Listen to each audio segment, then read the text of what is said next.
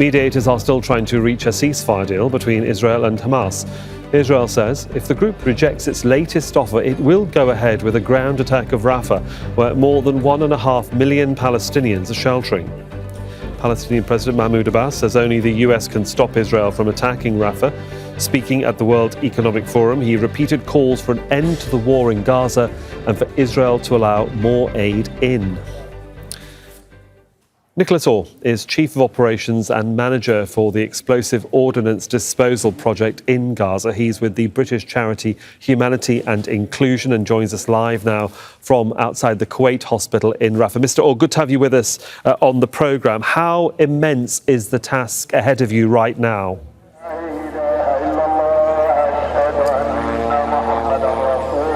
Hi there. Yeah, thanks for having me. Great timing. Sorry, the call prayer's on at the moment, so I'm not sure how this is going to get through. If you could... It's okay, Mr. Orr. You carry on talking. We can hear you. Can you repeat your question, please? Yes. How you have a very difficult task ahead of you. Okay. Unfortunately, I can't hear you. Can you hear me now, Mr. Orr? Indeed, we all do. Any humanitarian action. Yes, thank you. Any humanitarian action, Gaza at the moment has an insurmountable task in front of them. It's going to take decades to get this back to some kind of normality with what we're seeing here.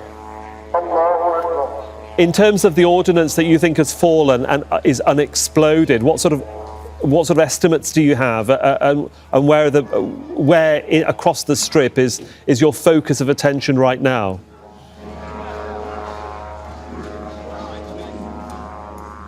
Well, in terms of focus of attention, I have to say we kind of pinned to the south of the Wadi, which is mid-Gaza, and we're working throughout el-Balah, Khan Younis, and then the top end of Rafah, anticipating IDP movements through humanitarian safe corridors back into the middle area there, up by el-Balah, and again anticipating the kind of the occupation, the idea of occupation of Rafah. And then being proactive about that and working out areas where we can house IDPs and safely give them some kind of sort of sustainability in there. In terms of the ordnance that you're also focusing on that hasn't exploded, or you're trying to make areas safe, just describe what your day entails when you come across a piece of ordnance that hasn't exploded. How do you work around that? Yeah, very good question. The places I've been working are very dissimilar to this. This is a very urban populace. And if you imagine the buildings behind me and the any population base at the moment lying around the centre of Khan Younis is absolutely devastated. And I've never seen anything like it in my time. How do I respond? Well, usually I'm not the first person to see the ordnance, and I'm called to it through a system that we've developed here with the other NGO actors.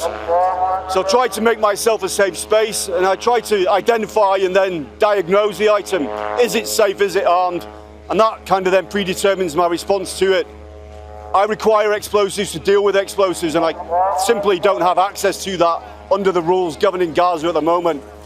So my response is determined by: can I mark it, can I avoid it, and can I make the area safe for people who are passaging through or living in that area?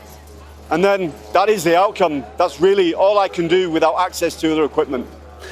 In terms of any communication you have with Israel as to how you're trying to disarm any munitions, is there any contact between your charitable organisation, the way you move around in Gaza, and the Israelis themselves?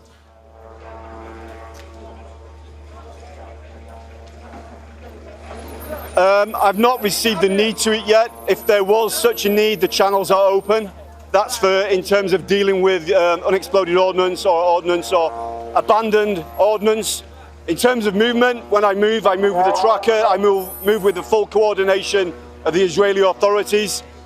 And they are aware of my movements, my predictive movements. My vehicles are marked, my people are tagged, and in that way we keep ourselves safe. It's been really good to speak to you. Yeah, it's been really good to speak to you. I know it's been difficult with the call to prayer and those Israeli drones hovering above you, which is very difficult for you to listen to us as well. But really appreciate your time, Nicholas Orr, joining us from Rafah. Thank you. no problem. Make sure to subscribe to our channel to get the latest news from Al Jazeera.